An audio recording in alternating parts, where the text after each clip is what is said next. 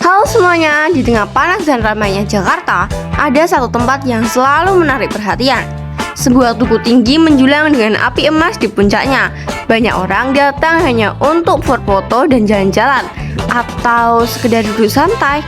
Tapi pernah nggak sih kamu kepikiran bagaimana kalau ternyata monumen nasional menyimpan cerita yang lebih jauh dalam dari yang kita lihat?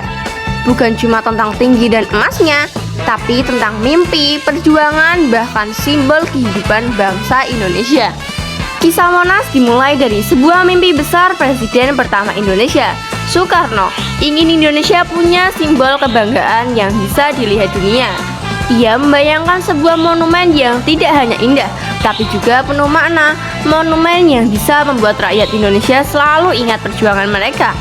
Akhirnya pada tahun 1961, pembangunan Monas dimulai di kawasan Medan Merdeka. Lapangan luas yang dulu menjadi saksi berbagai peristiwa penting. Tapi pembangunan ini bukan perjalanan yang mudah. Indonesia saat itu masih menghadapi banyak tantangan ekonomi dan politik. Bayangkan, membangun monumen setinggi 132 meter di masa sulit butuh waktu bertahun-tahun, bahkan sempat terhenti. Hingga akhirnya Monas baru benar-benar selesai dan dibuka untuk umum pada tahun 1975 di masa Soeharto.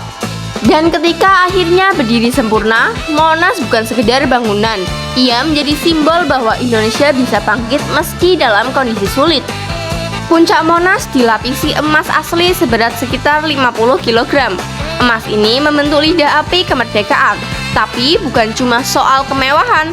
Api ini melambangkan semangat rakyat Indonesia yang tidak pernah padam, bahkan setelah melewati penjajahan panjang. Struktur Monas dirancang agar tahan gempa, jadi meskipun tinggi dan ramping, bangunan ini cukup kuat menghadapi guncangan. Ini menunjukkan bahwa dari awal Monas sudah dirancang dengan teknologi yang matang untuk zamannya. Di bagian dalam Monas ada museum sejarah yang berisi puluhan diorama. Diorama ini menggambarkan perjalanan bangsa Indonesia, mulai dari zaman kerajaan, kedatangan penjajahan, hingga proklamasi kemerdekaan. Banyak pengunjung yang awalnya cuma ingin jalan-jalan, tapi akhirnya malah belajar sejarah tanpa sadar. Ada ruang khusus di dalam Monas yang menyimpan naskah asli proklamasi kemerdekaan dalam bentuk replika yang disimpan dengan sangat rapi dan sakral. Ruangan ini dibuat hening dan hikmat supaya pengunjung bisa merasakan suasana penuh kehormatan. Lift di Monas bisa membawa kamu ke puncak hanya dalam beberapa menit.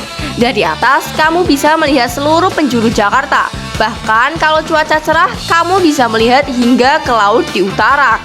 Bentuk Monas ternyata terinspirasi dari lingga dan yoni, simbol kuno dalam budaya Nusantara yang melambangkan keseimbangan dan kesuburan.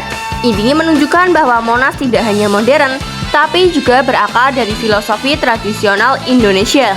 Di malam hari, Monas berubah jadi lebih indah. Lampu-lampu yang menyinari tugu membuat emas di puncaknya tampak berkilau dan lebih terang. Banyak orang datang malam hari justru untuk menikmati suasana ini. Lebih tenang, lebih adem, dan lebih romantis. Tapi tetap dalam batas wajar ya. Monas juga sering menjadi pusat berbagai kegiatan, mulai dari upacara kenegaraan, konser, hingga aksi masyarakat. Tempat ini benar-benar hidup, bukan sekedar monumen diam. Area sekitar Monas sangat luas, bahkan sering digunakan untuk olahraga pagi, piknik keluarga, atau sekedar nongkrong santai. Jadi, Monas bukan cuma tempat wisata, tapi juga ruang publik untuk semua orang. Nama Monumen Nasional sendiri punya arti besar sebagai simbol perjuangan seluruh rakyat Indonesia, bukan hanya satu kelompok atau daerah. Kalau dipikir-pikir, Monas itu seperti pengingat bahwa kemerdekaan yang kita rasakan hari ini tidak datang dengan mudah. Ada perjuangan, pengorbanan besar, dan mimpi-mimpi yang tidak pernah padam. Setiap kali kamu melihat monumen nasional, sebenarnya kamu sedang melihat simbol harapan bahwa Indonesia akan terus berdiri kuat tinggi monumen itu. Kalau kamu suka cerita fakta unik dan storytelling seperti ini, jangan lupa like, komen, dan subscribe ya. Tulis di kolom komentar, kamu mau bahas fakta unik tentang tempat apa lagi, bisa di Indonesia atau luar negeri. Semoga yang sudah subscribe dilancarkan rezekinya, dimudahkan segala urusannya, dan selalu diberi kesehatan serta kesuksesan. Sampai ketemu di cerita menarik berikutnya.